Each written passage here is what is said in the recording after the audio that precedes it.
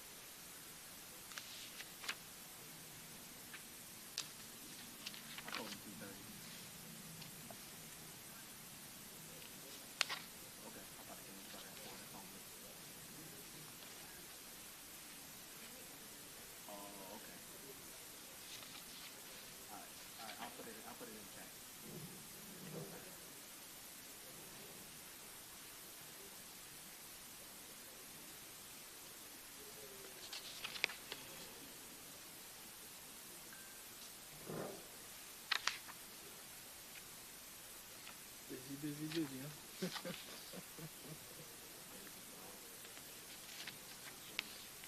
I get it.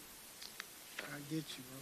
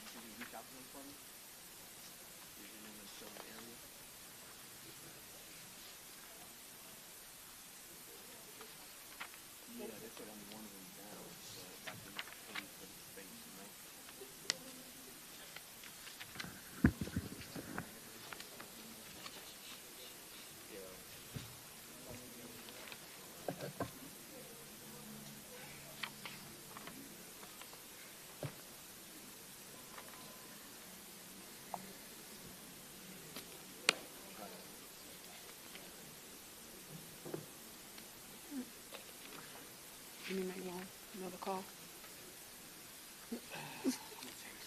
Okay.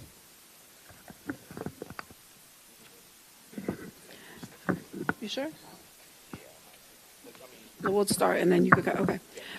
Good evening, everyone. Today is February 11th, 2025. We're going to call to order the Little Haiti Revitalization Trust monthly board meeting. It is now 6:15.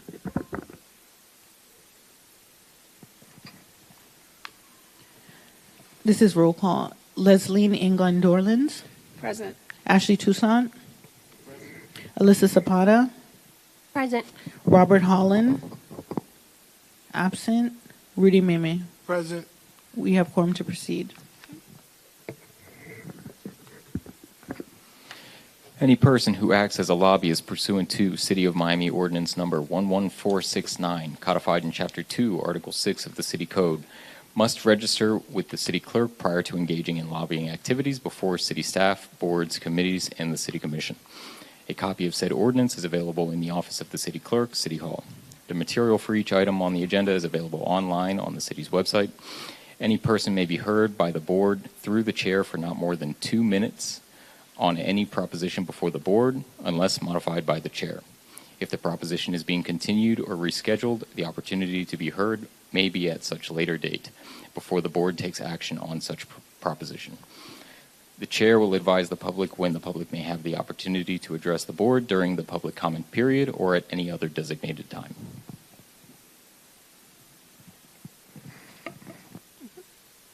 So we'll go ahead and open up public comment. When you approach the microphone, please state your name and your address.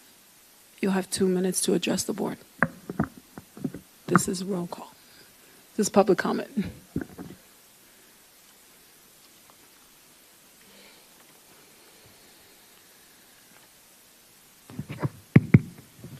Good evening, Sean Wilt, 6161 Northeast 3rd Avenue, part of the Magic City Innovation District.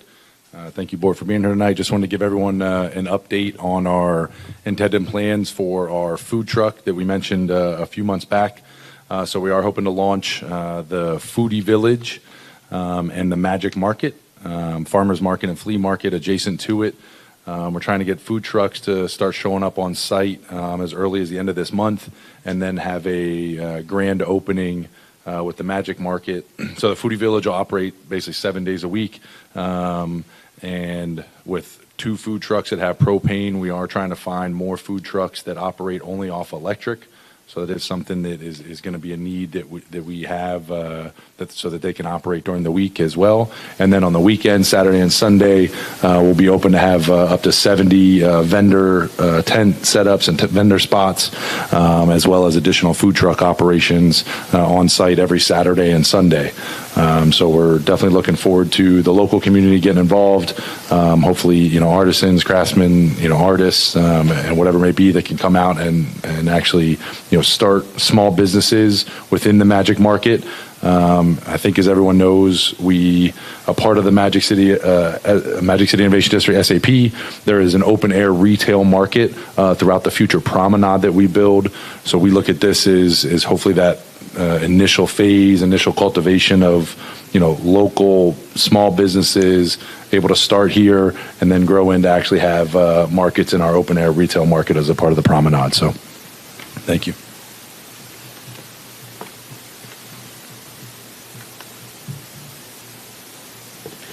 So, Sean, I just have a quick question, if you don't mind.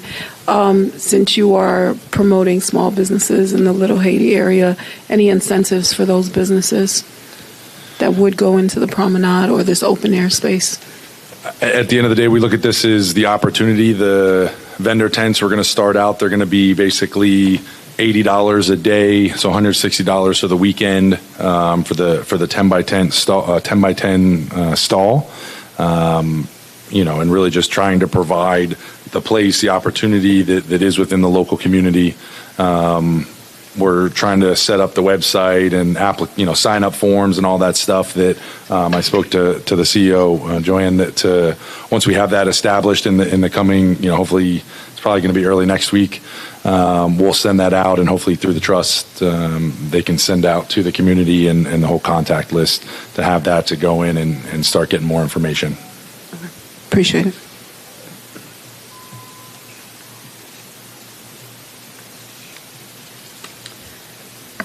Anyone else for public comment? Okay. We'll go ahead into announcements. Announcements, so we can move to presentations. No problem. So we have a presentation from the Parks Department.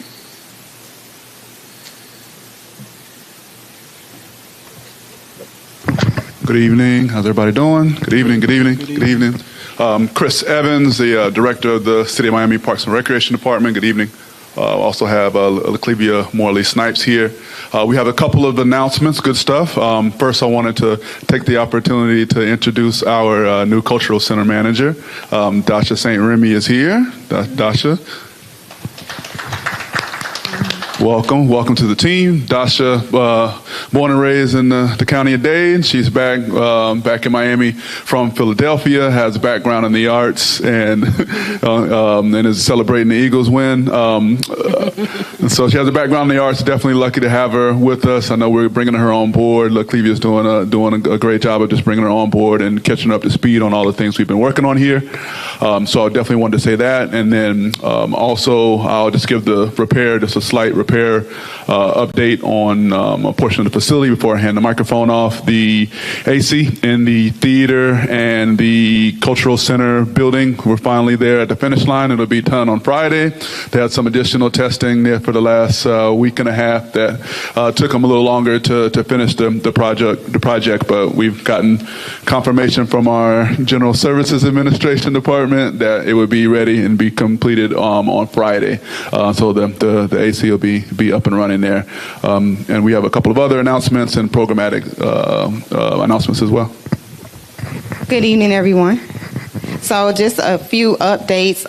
We did complete the drainage project that was handled by our Office of Capital Improvements. That's the project that was taking place in between the theater building and the marketplace. And so now that that is completed, we're going to start our moisture remediation in the dance room. I think you all know that the room has been inoperable for the last few years, so we're making progress with that.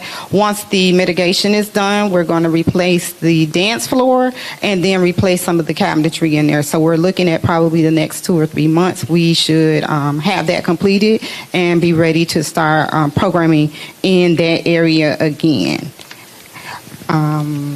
We've been doing, some little touch-up repairs here and there throughout the facility. So doing some deep cleaning, those type of things are taking place, painting, that kind of thing. So I wanted to give you some updates on some programmatic things that we've had happening at the center.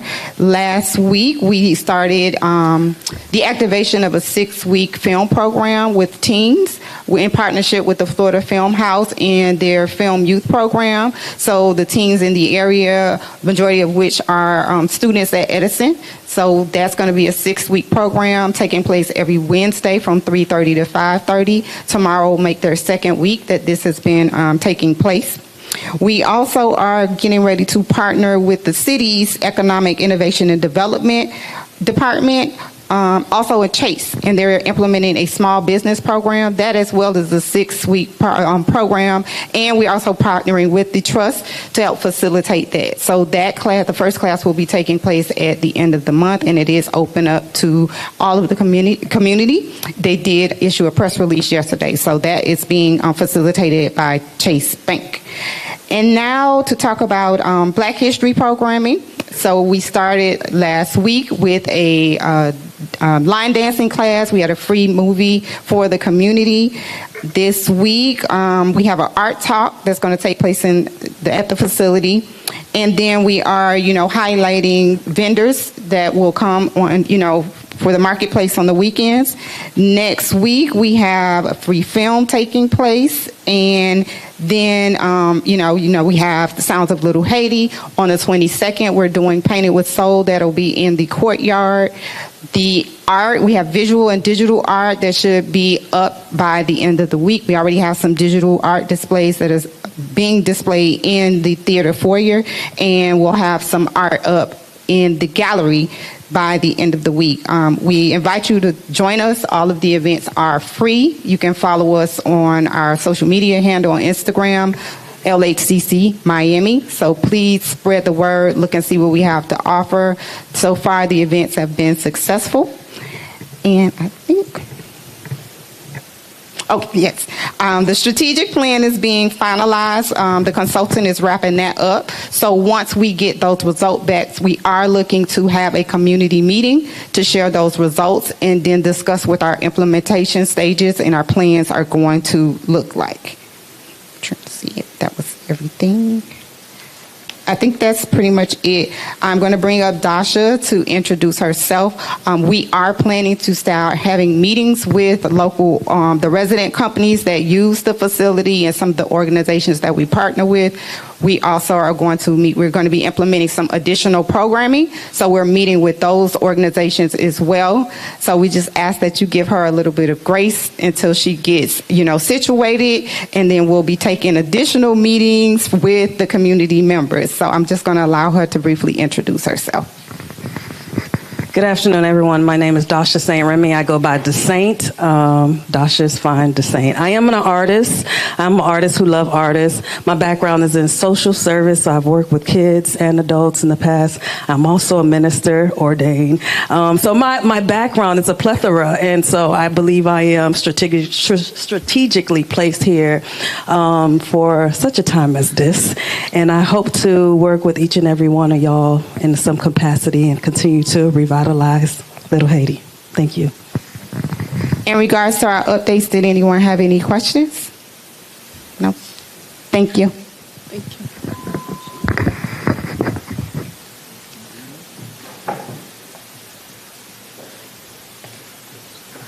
And we'll go ahead and go welcome, Dasha. Welcome. We'll go ahead and go into legislative items.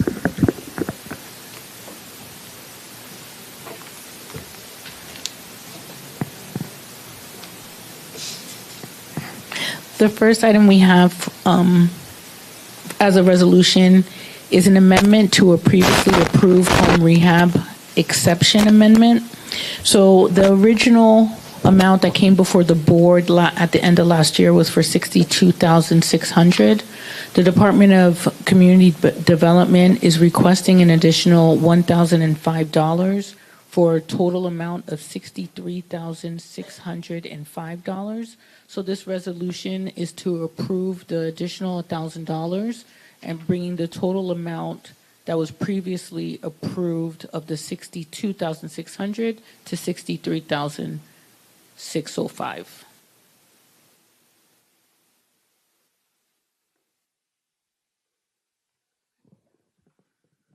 I would like to make a motion to approve it.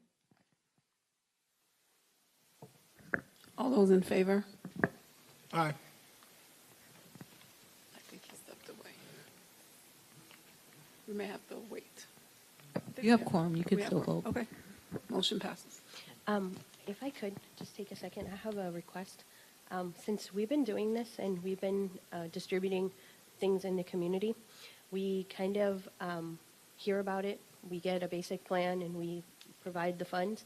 Is there any way that we could get updates on the properties?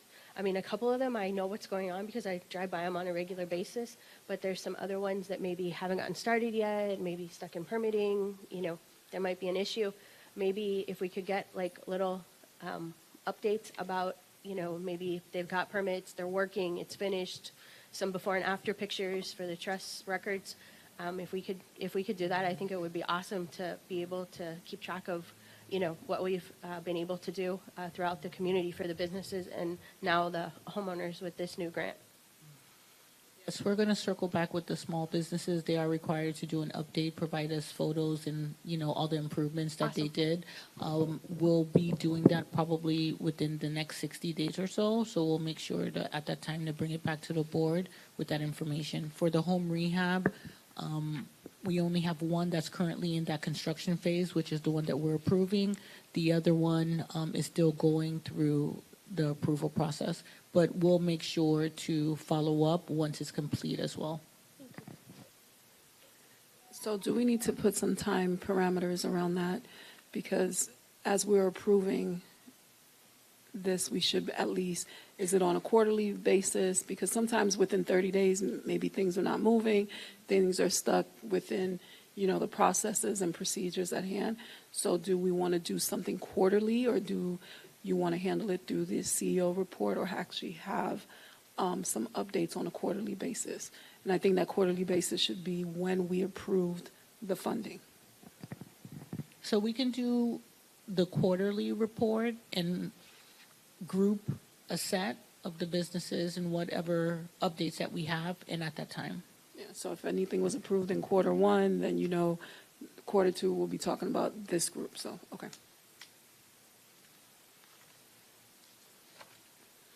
And we're going to start that when? Going to ask for some grace. We currently don't have Ashley, so we're in the process of interviewing, and hopefully we'll be hiring somebody.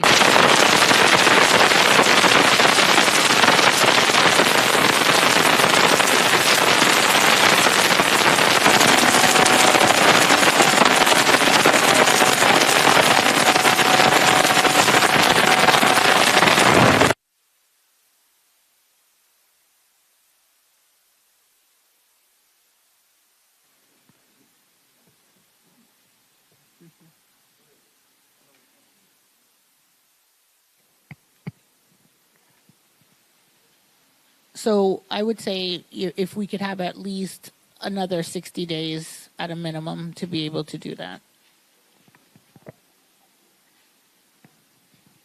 Is to start the quarterly updates at the April meeting? Be fine? Okay.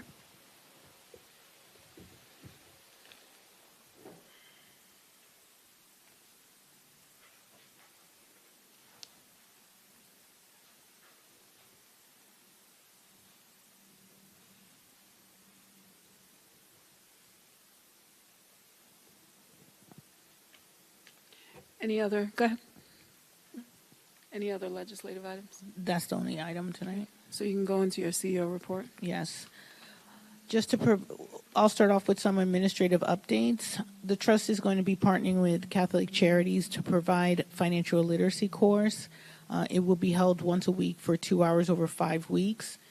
The program is tentatively scheduled to begin in March. We'll hope to begin advertising at the end of this month.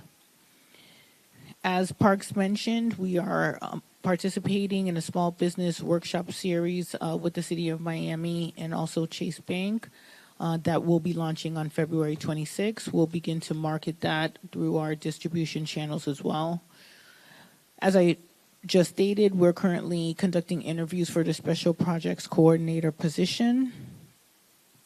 An update as far as Florida Memorial University scholarships. I did have a meeting with Florida Memorial University, and they advised that they had successfully completed 8 cohorts, resulting in over 500 graduates certified in electrical, HVAC, and carpentry.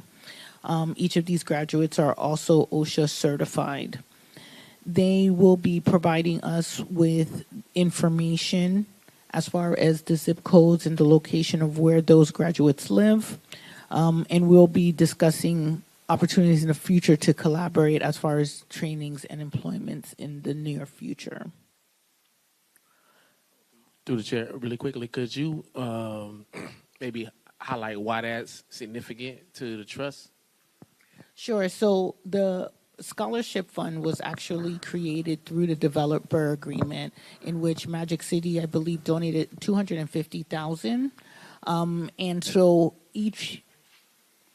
I'm not sure if it's each year, but they are in their 8th cohort, and all of these are electrical, plumbing for the construction jobs that are coming for Magic City. So the community has been asking what happened with that scholarship fund, because there was, I think, a change, and we weren't sure whether or not people were actually receiving the training. The good news is that now we know there is a pool of individuals with these certifications. We have to verify whether or not they're within our zip codes, but through the developer agreement, it also has additional zip codes such as Liberty City and Overtown if our specific ones within Little Hadley are found. So it does show that we have individuals that have received these trainings and certifications. When the jobs do come on board, when Magic City does begin its project, we'll be able to search for these individuals to refer for these jobs. And just for understanding, people who reside within Little Haiti, they'll get preference first before Liberty City and other parts of the city?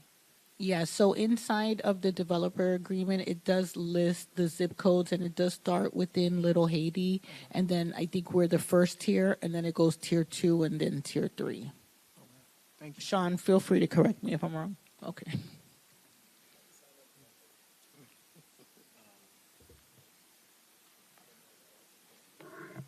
We just had a question. How do you sign up? Well, this you're talking about the scholarship, correct? Yes. Yeah. So Magic City gave a scholarship to FMU, and as a result, they graduated and trained these individuals. As per my last conversation with them, they're not scheduled at this time to do an additional cohort. They're focusing on finding employment for the ones that they have already trained. All right. So they'll underneath. So for clarity, it's not an automatic like rollover cohort. It's as needed or as the priorities are addressed. I'm not sure if it's addressed exactly also coinciding with dollars, like they just received their last payment to fulfill the total amount. Gotcha. So there's no additional sources of funding for them to continue to train. And then, did you want to answer? And I think just to add to the constituents' question, how was that advertised? Was that advertised anywhere, provided anywhere? How would these 500 individuals know to sign up for this? So I'm not sure. I know that the initial payment was received years ago. So I'm not sure if you have the exact date, but we've just been trying to figure out what happened to that money, where the scholarship is. And so we were finally able to connect with somebody at FMU. So some of that information she has more than I do, and I've been trying to connect with them for the last 8 months, 4 months of like constant every other week follow-ups to try and get more information. To clarify one statement that you made, though, it is a total of $250,000 scholarship. We paid the initial $100,000 back in 2021, and actually effective this year, this March coming up, it'll be another $25,000 that we pay basically every year over the next 6 years to basically continue this program along. So it's honestly, I'm happy to hear that it seems like some of the right things happened with those funds. We've been trying to track down and understand that ourselves. We gave it to FMU, and our agreement with them was that they were to establish this scholarship fund and program that is for local residents and provide them with these programs, which, again, we've been trying to figure out what that is and what that means, but there is an additional funds that will be coming every year starting in 2025 and going forward to hopefully open up some new programs. And a part of what I've been trying to do, one, to make sure we make that payment on time, is to coordinate and understand how folks are informed, how folks from the local community can get access to these programs. So sounds like I need to get with Joanne and figure out who her contact is, and then we'll continue to press this forward. I was wondering if I could request some type of follow-up for that. Maybe a point person, and then like evidence that it was published. Because I know it was in the community benefit agreement, but with all the moving pieces and all the obligations we've had, I know that's one priority that we didn't really highlight, at least here in Little Haiti. So I think it's important that the board show due diligence in trying to really connect the dots. Yes, I did request a list of the graduates and also the information in regards to their home address so that we can try to filter through the zip codes. So I will have a follow-up meeting with them. I'm still waiting for them to provide that information with me. The person that I spoke to had just been there maybe like a year or two, so they weren't there when the scholarship was established.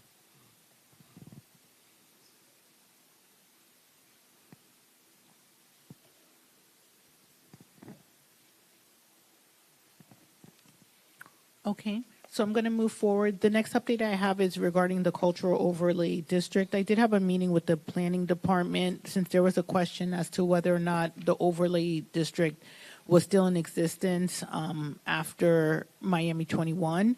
And so they did confirm that it is still in effect, but it does need to be updated to reflect the Miami 21 requirements. We did share with them the concept book, which we'll be discussing later on today, that was developed by FIU for them to provide some insight. And so we're still waiting for their initial review to provide it to us. But they will be providing us with guidance as we try to establish the design guidelines for Northeast 2nd Avenue and also Little Haiti. Next in my report is just regarding our community events. On February 1st, we had a volunteer canvassing event. We had over 20 volunteers that went door to door throughout Little Haiti to advise residents as far as resources offered by the trust. And we also gathered information through a needs assessment. This is part of our ongoing strategic marketing efforts for the trust.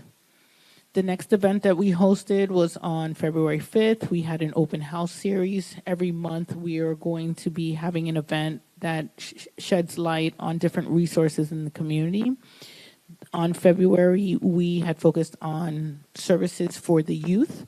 And so we had the Miami Police Athletic League, Notre Dame, the Pierre Toussaint Learning Center, and Gang Alternatives that came to talk about the programs and services they have available for kids and teens. Our next event is going to be held on March 5th, and we're going to be focused on employment services. Next, you have our programming update with our home rehabilitation applicants. We also have the list of single-family program referrals. As you know, applicants that are interested in our home rehab do have to apply to the city's program and be denied as well. So we are trying to monitor those that are referred to the city's program. And then we have your small business grant application program. At the next meeting, we'll have some additional checks to be able to provide to small business. We're currently working through a few of these applications at this time. And the last information on your on your CEO report is the financial report with our year-to-date expenses.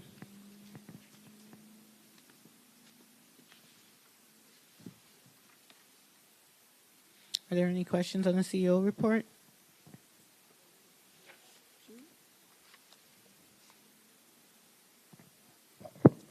If I may, could I direct my question to Mr. Wilt?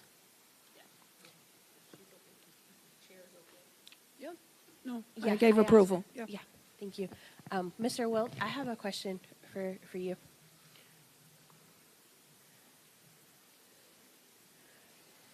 In you now being very familiar with the community benefits agreement and working with it, and you're kind of the history keeper for all that's gone on. In your possession and in your offices and all of the paperwork that you have you seen an original copy of the guidelines here for Little Haiti that were done under 11,000? Yes, it's actually, I believe, an exhibit in our overall SAP development agreement. Was very vague, but it is, yes, I've seen it, and I believe it's That's an all exhibit you to have, our, though. What is the attachment, the exhibit in the community benefits agreement? There's that is nothing all that I else. understand was ever put in place for the design criteria for Second Avenue. Yeah, because I was wondering, because, it took a long time to hammer out that agreement. It went on for the better part of 2 years, and I wanted to know if there was any more meat, because there doesn't seem to be much left, after 20 some odd years.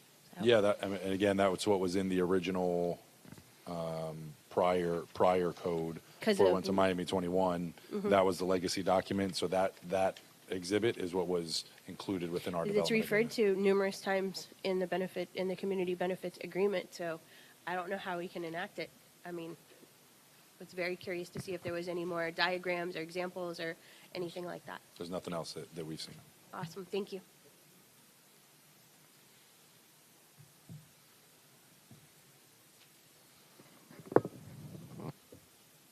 Any other questions for the CEO report? Okay, so I think we have our presentation. So the next item for discussion is the first draft of the strategic plan and also the design guidelines and concept book from FIU. So we also have it up on this. We have a copy for the board in a separate package, and then we also have a copy on the screen as well for view. This item is here just as discussion, but we wanted to share with you the draft.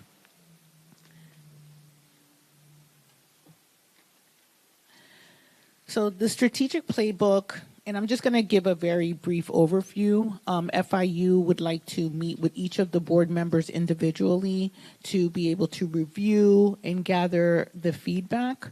But I wanted to just kind of highlight the way the book is broken down. So it starts off a lot with a lot of this information that we've already seen, talking about statistical data in reference to Little Haiti. And so it goes over demographics. It talks about the economy. It looks at job growth. What are the potentials that are available in Little Haiti? It identifies some of the challenges that residents are dealing with, and what are some of the ways or areas in which we could try to address them. So I wanted to just highlight that because we've seen a lot of this information when FIU has been here in the past and provided us with this statistical data.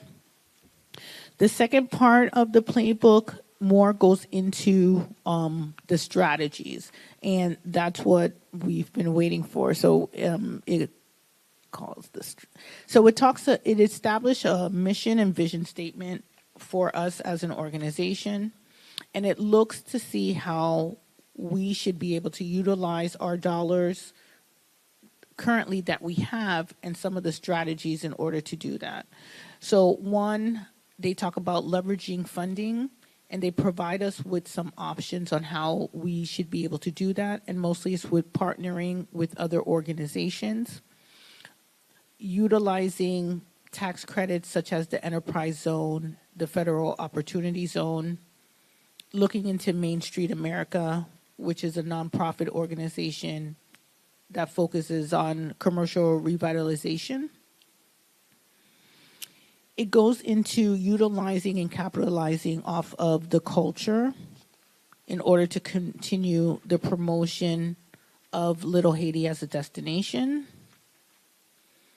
It talks about us establishing a marketing strategy and really looking into financially what would be best for the trust to do for not only the residents and small businesses, and leveraging the dollars that we have and looking to see how we can use those dollars in order to provide additional financial resources with partnering with community development organizations or community development financial institutions. So all of this information is provided in the book, as well as a timeline, I believe, over the next 5 years as to what our urgent needs are in year one, immediate programs that should be established in years 2 and 3, and then our long-term programs from 3 to 5. So I'm not sure if anybody wants to make any comments in regards to the strategic plan now, but FIU will be meeting with each board member individually to review this in depth.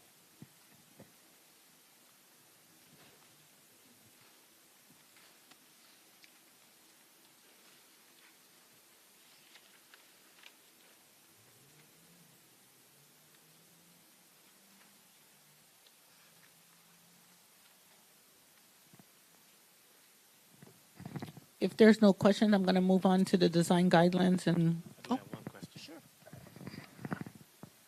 Through the chair, I do have a question about the designating or going after the designation of a entertainment district. Is that what it says? Inside the For book? for the play. What would be? Can you speak to like the fundamental pros and cons of that? So Little Haiti has a cultural district, and sometimes you also find a name in which it talks about it being an entertainment district. So that was what I had the meaning as far as planning is concerned.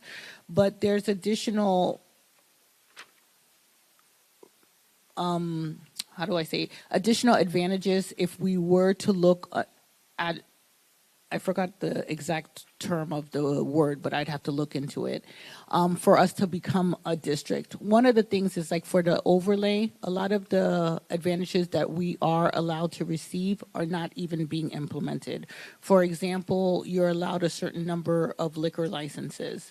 It also has a reference to the design guidelines, and you can enforce that on how the small business owners or actually property owners have their properties.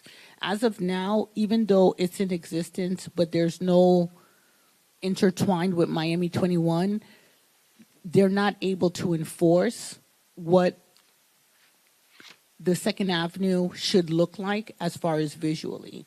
But it's also part to what Alyssa said, that there's not really a definition of what that should look like.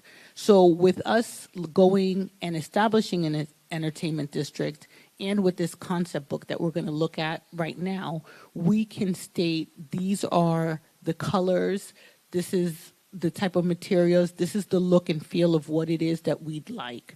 And if there's additional items that we would like to also try to request, like, for example, asking if we could avoid the noise ordinance in which everything would have to close down at 11 a.m. That would be something that we could advocate for if we believe that was an element that would be needed inside of an entertainment district for Little Haiti.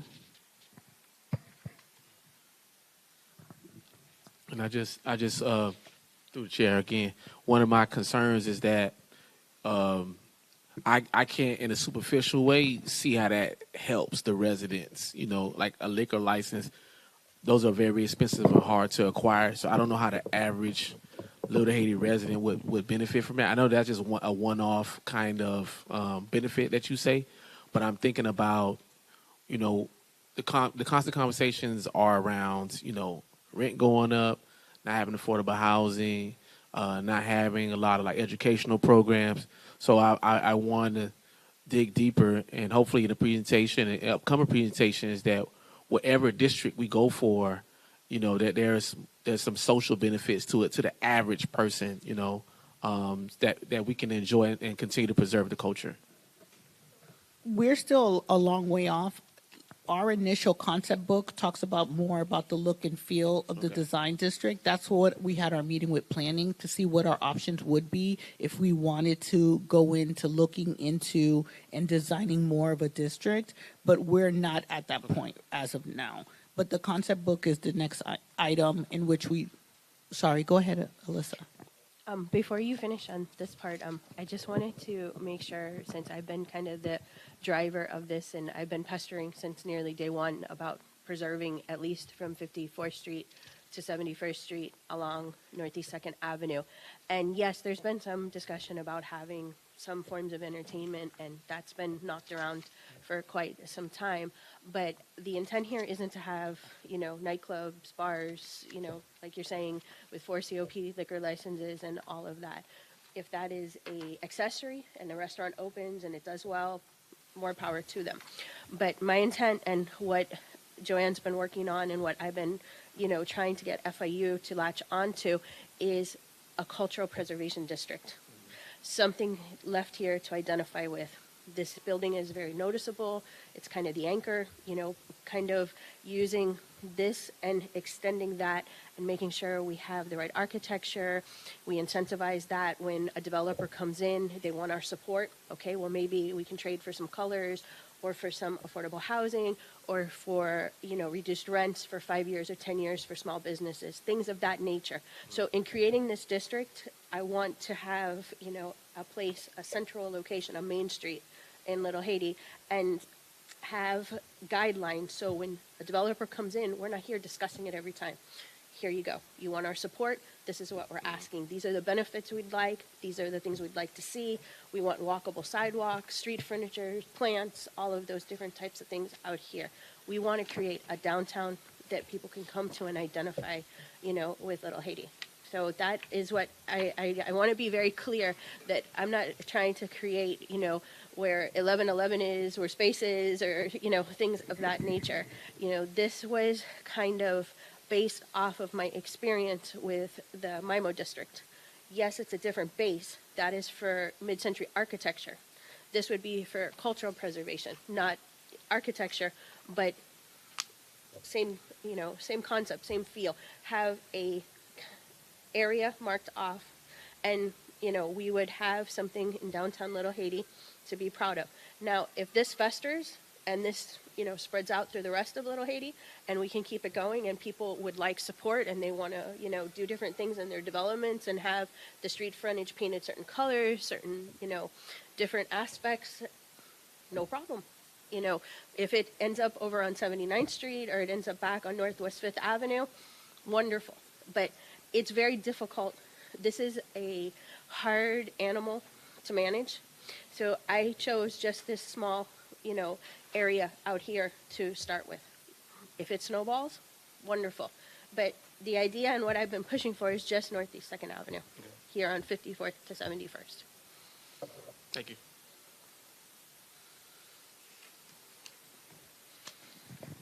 The next document that was provided by FIU is the design guideline and concept book, and this is the one that goes into the physical features that we're looking to exhibit in Little Haiti. It looks at both the commercial properties and the residential properties. It does look into the zoning and, like you talked about, Ashley, on the concept book, talking about the special overlay district and the needs for us. At the end, it says both are incomplete in terms of design guidelines that express the architecture or provide that specific style. So that's being worked on along the map that you see with the Northeast 2nd Avenue. It goes into stating what the existing zoning is as well, which provides the foundation on what we're able to request from the property owners. Then they did an assessment on the current properties that are there, including the marketplace, and providing renderings as far as the color palette that was chosen against the buildings with the existing colors. It looked at additional information such as vegetation. It looked at the materials, and the FIU staff would review this during your one-on-one meetings. So these are the information for the commercial properties. It talks about potential streetscape on Northeast 2nd Avenue, increasing the sidewalks, changing the flow of traffic, considering parklets as well. And there's also a section of this that's also done for residential properties as well. So the FIU team will go over this individually during your meetings. That's the next step in the plan. And then after that, we would have a meeting to provide both the strategic plan and the concept book to the public. Once we would get everyone's feedback, both from the board, the public, then we would come out with a second draft of both books. Any questions? Timeline, because I know we've been waiting for this for a while. So meetings are set up for what time?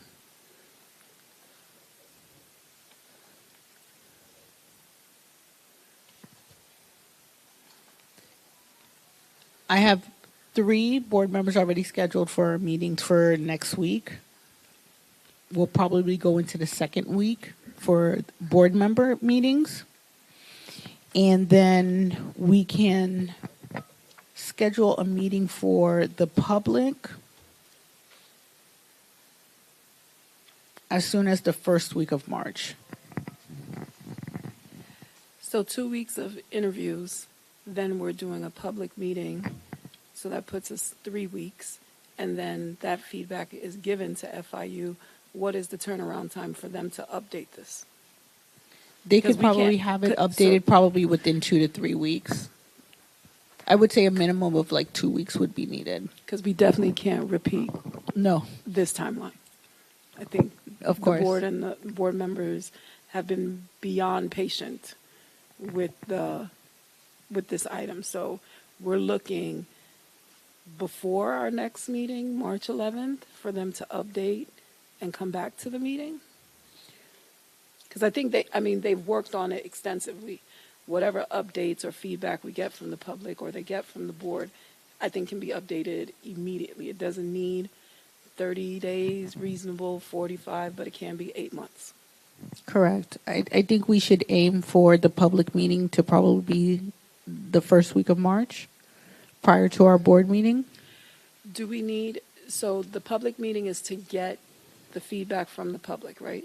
Correct. Why can't the meetings with the board and the public meeting happen simultaneously? So I think, number one, I think we need time to be able to advertise and make sure that we get amount of people. Number two, one of the things I did ask them to do is set up online a place for people to be able to provide their comments, because not everyone is going to be able to come here in person and provide the comments. So I think it was important to provide people with the opportunity online. So I did request that from them. I haven't received that format yet. That's another reason why I'm waiting as well. So when we launch and start to advertise, asking people to physically come here, I do want them to have the opportunity to provide that feedback online as well. So just as you stated, just to prepare the public to make sure we advertise that out, wouldn't we have to set that meeting today? Because if it's going to happen the first week of March, today is the 11th.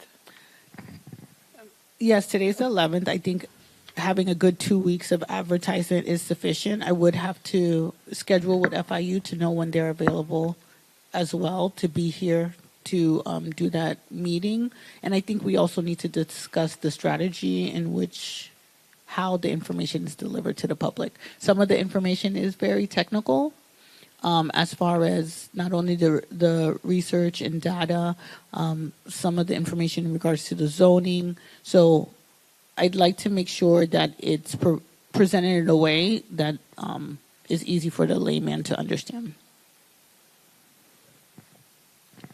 Chair, I have a question. Yeah, thank you. I'd like to follow up and echo kind of what the chair is concerned about.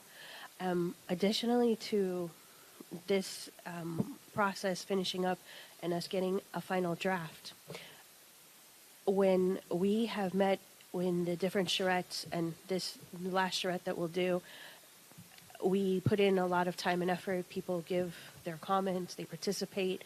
I want to understand, once we get all of that last things done, this is ready to go, how would this be implemented? What would be the next steps as far as implementation? We are really behind, the curve as is. The development train has arrived. It's pulled into the station. So I'm concerned and fearful too that we'll have a final draft and this will get shelved for 2 years.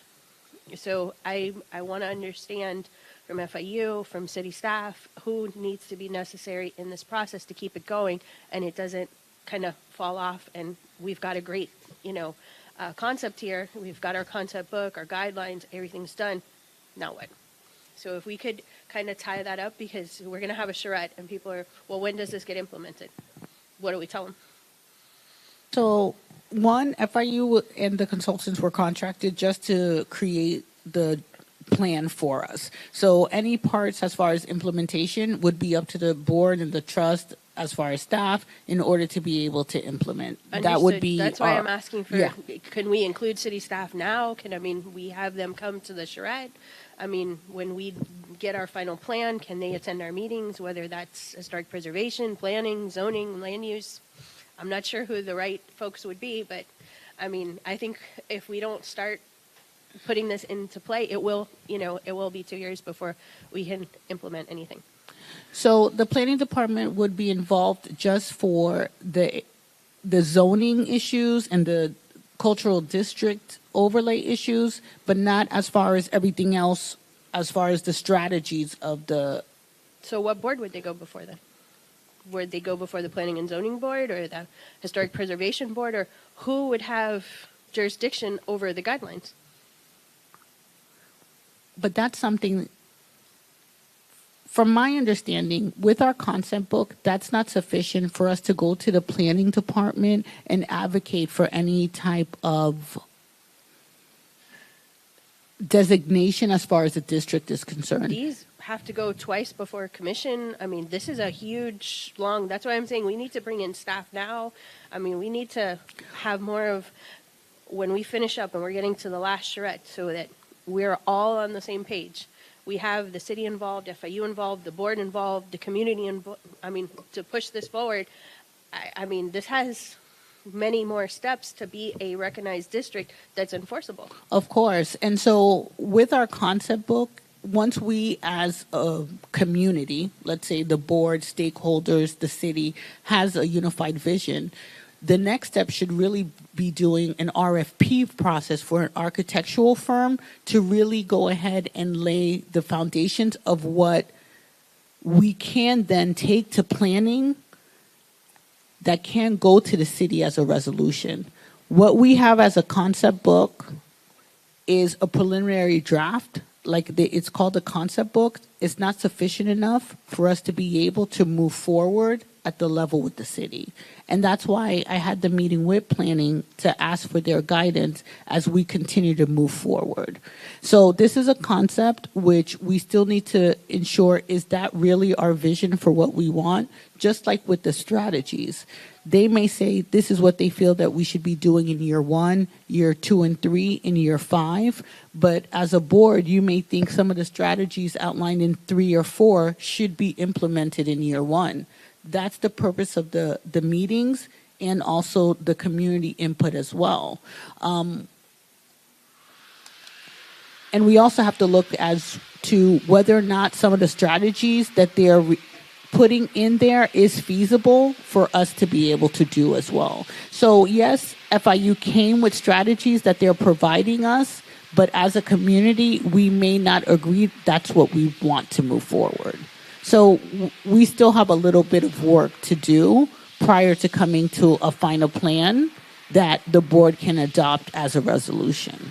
Well, I'm sorry, I misunderstood that and thought that FIU was providing these services, and that's why, we went with them and they were able to provide a total package. I was not under the impression that we are now going to hire a separate planning firm.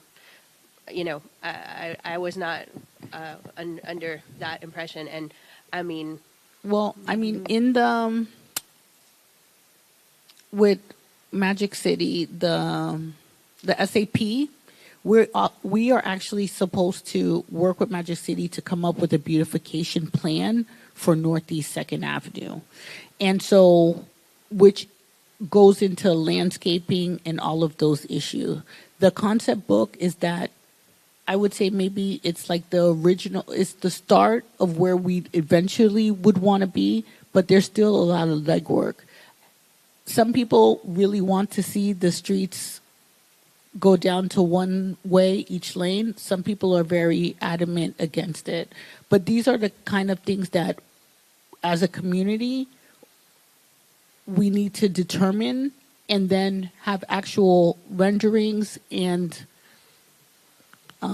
plans that we are submitting as to the work that we want to do. And we would also need to get the buy-in of not only the city, the county, FDOT. It's not a simple. Yeah, I'm not concerned with the street. I learned a long time ago not to fool with streets. That is a wasted errand. That is a lot of time and effort to move and change streets. I'm concerned with the zoning, the buildings, what is built, those types of things. And it would be, it's been my understanding that the city would provide those guidelines, that the city would write them. This is not something that I was aware of. I really was under the impression, and I apologize, maybe it's my misunderstanding, but when FIU came and did the initial presentations, we've spent 2 years on this. This is a big surprise to me, and I'm a little bit confused tonight. So, we can discuss it further offline. But I was really under the impression that this was going to have, more meat, and that this was more of a final product to take to the city to have these discussions, not start an entire another 2-year-long process. This is not what I was expecting. So, thank you. I appreciate the explanation. So just to kind of reiterate what Alyssa's saying, I know it's not enough to go to the city and say, hey, we need this based on what's provided. But I think just in the programming type timeline, I think we need to identify what we need. So I'm going to just use a little example. We need to just get a website, right? Just a website. So they were supposed to come up with a concept for that website, what it was supposed to look like. But we know FIU cannot execute the website. We would have to go to the city, work through the city's website department, IT department. So I think what Alyssa is asking for with these suggestions, who do we need to work with? And what does that timeline look? Because this is just a suggestion that we have to adopt. We don't have to adopt everything that's in here because we also have to be realistic so we're not going down a rabbit hole for another 2 years.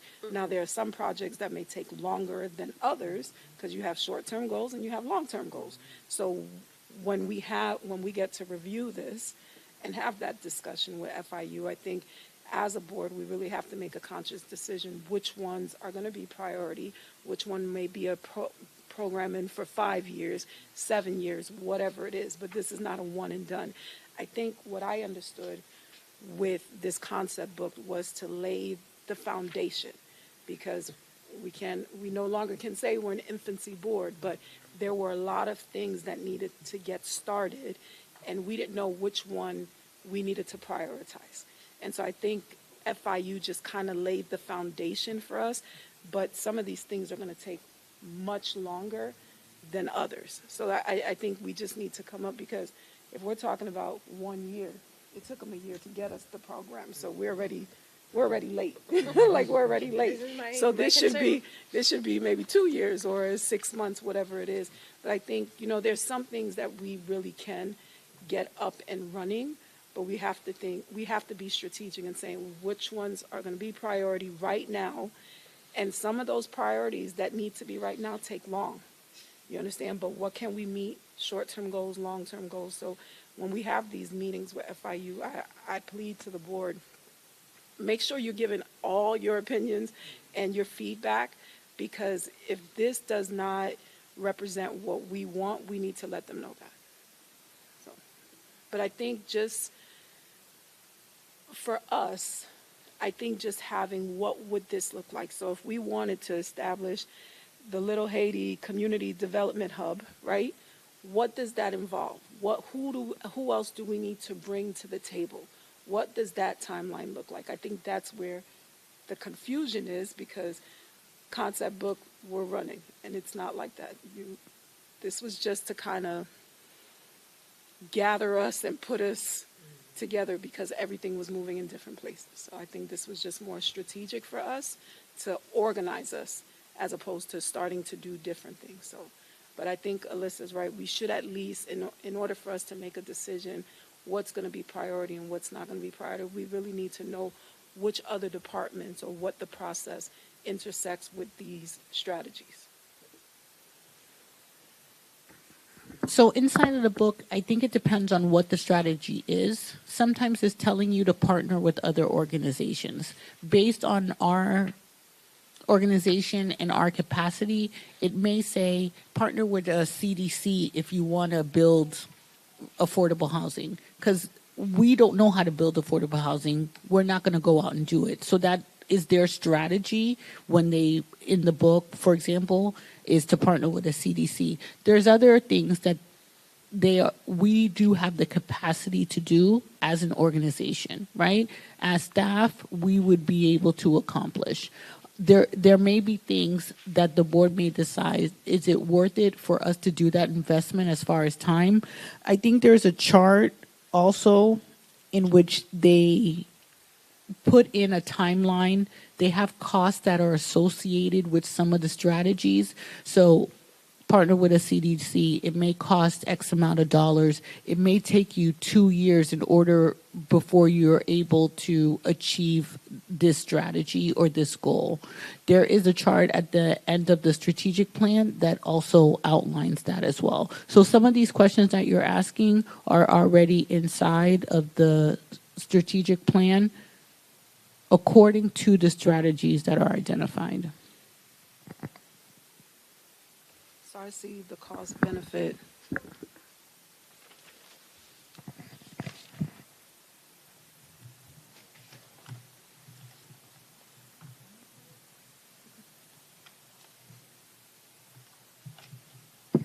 And you have this in your email because I know the print is small as well.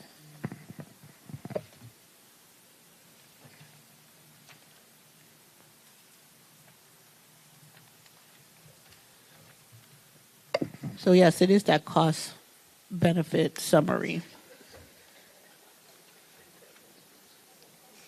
It all in that analysis, it also says we would invest X amount of dollars, and then you could use those dollars in leverage, and what the impact would be based on us leveraging those dollars.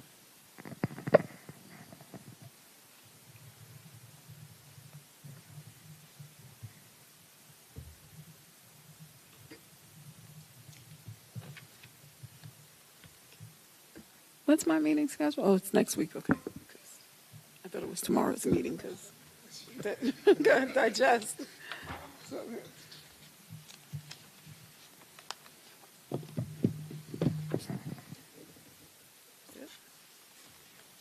Were there any other questions, either for the strategic playbook or the concept book?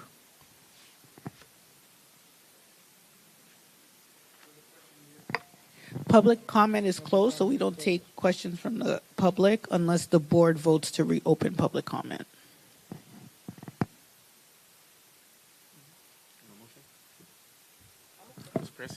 Yeah, I motion to open public comment. Anyone second? Any opposed? So since we're reopening, well, have we voted in? I don't think we voted. Anyone opposed? All right, so move. It'll be limited to 1 minute per person. So public comment is now reopened. To the microphone. Please come to the microphone. Anyone who'd like to make public comment?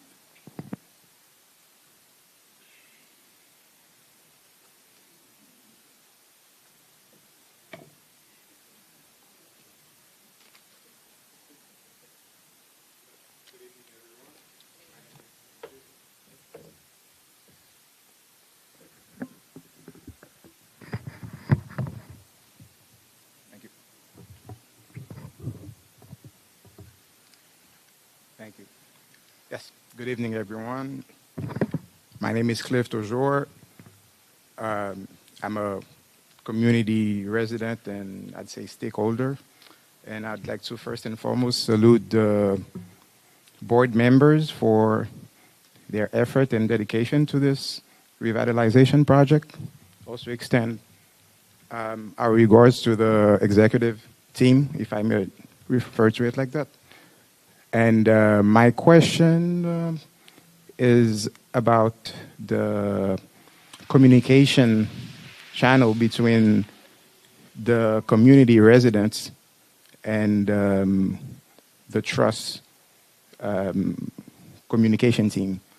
Because earlier I remember that it was stated that there has been recent efforts to door-to-door efforts to communicate to the community the initiative or the steps that are being taken to as part of the effort of the trust. And I don't know if that covers a specific area and it will progress to other areas, but I have, been in touch with a couple of other community residents, and they have not, just like I have not, they have not either really been informed about, much of what the revitalization effort is about. So there's that aspect, and also I also would like to address the stated efforts being put to turn the area into a district, and I believe that aligns with the and also the specifically the entertainment zone, if that's the reference, and I believe that this along with the cultural preservation zone that was discussed. I find this to be very positive initiative to be taken, and if there are communication channels that you could inform community residents about the steps being taken to develop those, that would really be appreciated. And also, as far as, is there a way that liaison could be made to help small business owners on information that are relevant to the assistance that the trust is providing to the community small business owners, and also if the current initiatives are prioritizing the area that starts from 4th Ave to Northeast 2nd Ave at this time. Does it extend to the to the other parts of Little Haiti? And or is it a step-by-step process? And how does the trust plan to start engaging the rest of the area into this So the good news project? is, if I may, So Chair, that's it for tonight for me. every Thank single you for one- the opportunity to every address single the one of your board questions has and an answer, the executive. and there's many different ways to communicate. If you'll stick around and speak to one of these two individuals behind you, whether it's social media, email, YouTube, there's many ways to get the information. And yes, there's for the different businesses, for homeowners, and it's all of the boundaries of the Little Haiti Trust. It's not just Northeast 2nd Avenue. So whether it's Northwest 5th, Northwest 2nd, it's the entire area. So every single one of your questions does have an answer. Thank you. So one of the things, if I just can go ahead and elaborate on that, the trust has a newsletter that comes out. By you attending the meetings, you can go ahead and just sign up on our roster, and you will be provided our monthly newsletter where it gives all the information of events that the trust is working on. The executive team has also, as you referred to them, have also implemented monthly series. So anything that the trust is working on, they will have different other community agencies come out to provide that information. But this question comes up very often, and so you can see tonight we have our monthly meeting, probably maybe 25, 30 people in the audience. So we rely on the residents, the constituents that attend the meetings to help us voice what's happening with the trust. So definitely word of mouth goes very far, but I can tell you just by signing up, we are improving our efforts to make sure that communication is clear, but we know our efforts still have more to come, but we would appreciate any assistance that the constituents, the residents that attend the meetings that can assist us with that. But definitely a year and a half ago, we didn't have a newsletter. We're still working on that website because it's in the concept book, but we record our meetings. You can go back and listen to a meeting if you're not able to attend, but word of mouth is really how that information gets to everyone. So we appreciate that assistance. Thank you very much for the answers. That'll be it for me for tonight. Thank you again. Okay. I don't think there's anything else on the agenda. Oh, were you? Sorry, go ahead. 1 minute, yes, ma'am. What's up? Through the chair, we got to enforce that. All We right, got to go enforce that. No long introductions. All right. I'm an artist. My name is Samdi. I have a studio on 5961 2nd Ave, Northwest. To me, I want to talk about the project, for example, the beautification.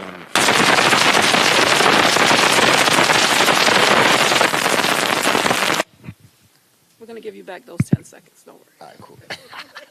Yeah, the beautification project that you guys have up there. I've worked on many projects like this back home in Haiti. I just moved back here 4 or 5 years ago about. So we've worked on stuff like this, for example, in the village of Noai in Kwadebuke where they do metal work. And I think it's a great opportunity that they're giving us that chance to actually put our cultural imprint on whatever's going to get built, because it's going to get built. And Me, I don't have the kind of personality of like, yeah, they're gonna do it. Let's just swallow whatever they would give us. If we have an opportunity to actually put a culture into that, a culture that's so rich in art. There's so many artists that live in the area. We're down to put our hands in there and see. I would love to see that project and actually, if we could have a meeting and actually, I have ideas for months for this. This is something I've been wishing to get to do in Haiti. Mais pas gen l'État Haïti, so our ideas get thrown out. Here gen l'État. You guys want to do something? I'm down. I want to help do this specific project, very much so. Whether it's We like, appreciate your you time, know how sir. some people don't like the Thank you. garbage cans with the Haitian flags on it. We can do nice metal work with these garbage cans and do really good art and make the community, like everybody when it comes to Little Haiti, see this is nice. Thank you. Not just some generic stuff. Thank you, Sandy.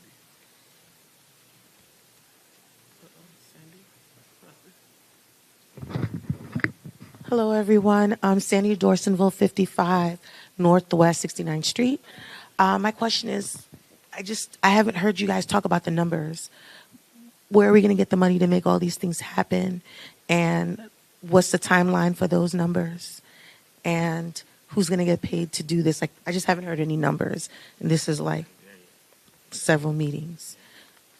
Just Yeah, we're just not there in the process. We're still conceptually, it's all concept. But in the suggestion of a concept book, it does outline what it would cost. But like as she said, we're just not there because we haven't even decided which strategies we will take priority of, which ones won't, and that will also have to be taken into consideration. Where the funding is going to come from, what's going to happen. It's a whole master plan. I think I have 30 seconds. So does that mean we just talked about 8 months going by to do this? We're looking at maybe another 8 months. So we're not going to start talking about funding streams and how we're going to fund this until after that? No, I Okay. think what we stated is that by deciding which strategies we will employ, we will have to also know where the funding stream will come from that. And is a conversation being had with the city of Miami to see if they are going to fund these projects or if it's even a possibility? So yes, because once we make the decision which ones we are going to do, then that's when we would present our final plan to the city of Miami and those other partners to be able to see where those funding is coming from. Thank you.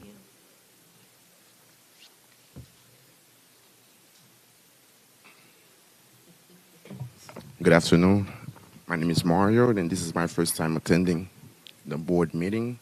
And my question for you guys is, what are the initiatives that you guys have in place to help preserve the Haitian culture and keep celebrating, Haitian Heritage Month in the community?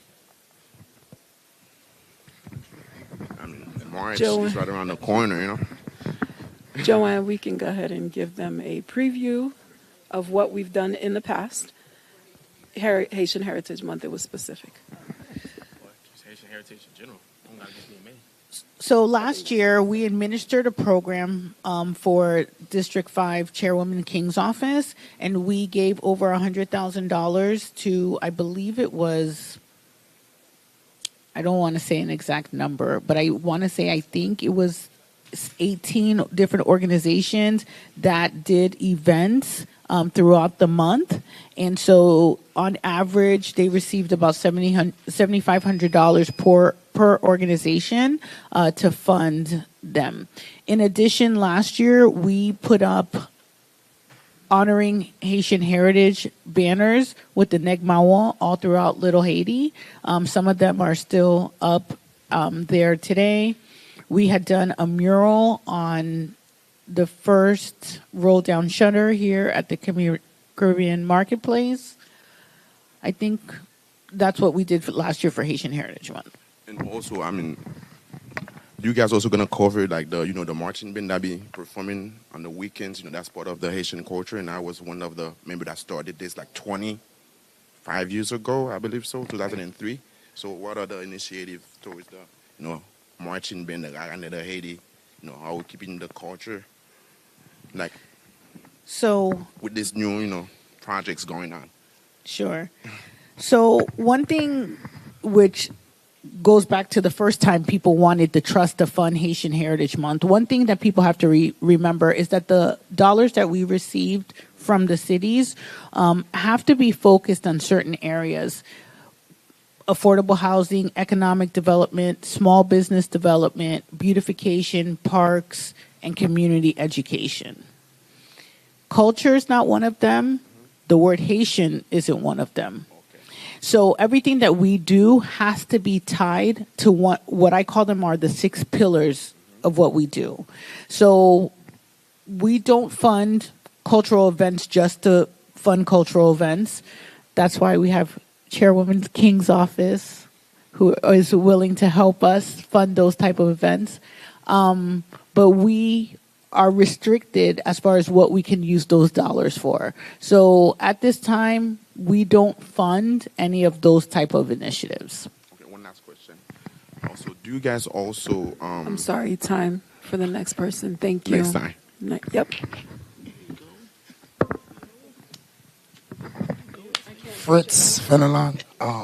After you going through the game plan and master plan, it seemed like you guys are going to need agency to kind of help with that.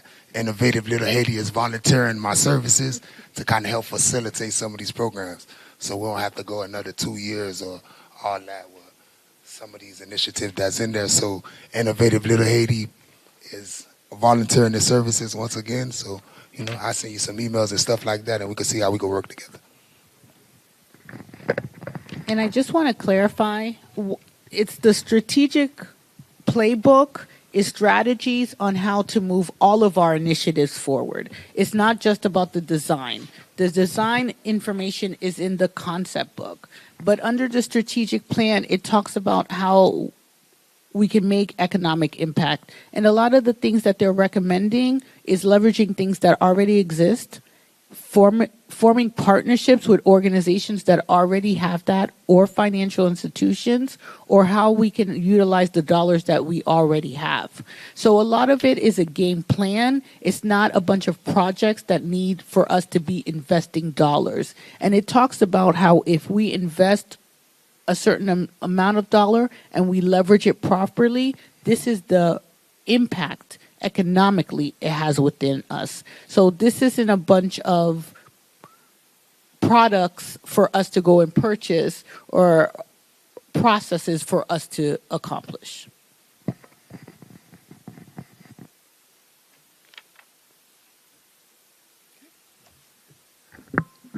No other public comments? You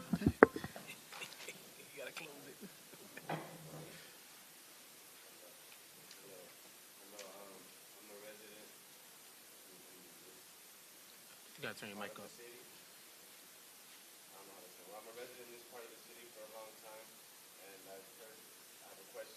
Who decides what's important now and what's later? Like, what projects are important now as opposed to later?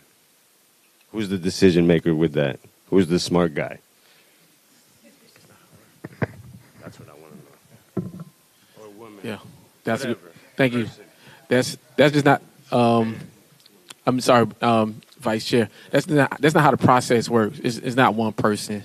It's a community. It's a collective. Everybody's voice matters. You seem new here. We've been meeting for about 5 years now, so that's understandable. I think in certain areas, especially this neighborhood, we need activity with engagement with the children, art, Yep. a place where they can get free markers and go home. Yep. Something that's direct now. We agree. To like the 10-year plan. We And it's easy. we agree, and like I said, it's a collective. We are volunteer folks, so anybody that knows me know I promote, my community. I'm sure you promote your community, so it takes all of us. So I agree with what you're saying. So I would encourage to continue coming. There's a lot of information that if you come every week, it's like it's like a Netflix series that's 5-6 seasons. If you come in season 5, I'm being honest. I'm trying to contextualize it for you because the question that you ask shows me that there's some concept that you understand. Like, it's not a one-person show. It is a group. It's a collective effort. I'll ask that to get that answer. I'm happy. Okay. Sometimes we got to ask questions to see how it's answered, right? Yep. So I love that answer. Thank you. You're welcome, Sometimes sir. my questions are kind of crazy, but it's to see, because if not, in these times we need a shockwave. We need a splash of water on somebody because everybody's lukewarm.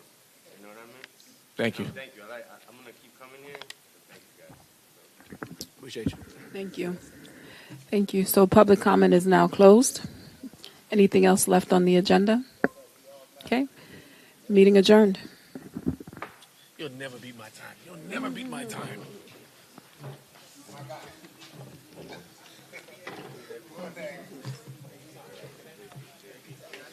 What's going on? You heard the news. A lot. Well, no, I'm so glad that you're here. Careful, We can careful. use some. Nice to meet you. Nice to meet you. What was your name again? JP.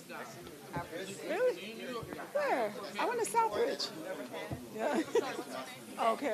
No. Went to Southbridge. You as well. Please continue to come to our meetings.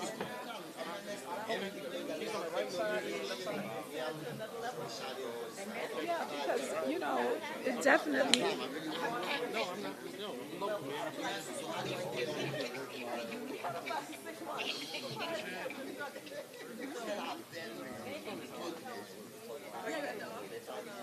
I'm not. Come. I'm going to tell you, so since you say you're an artist, so last year nice to meet you.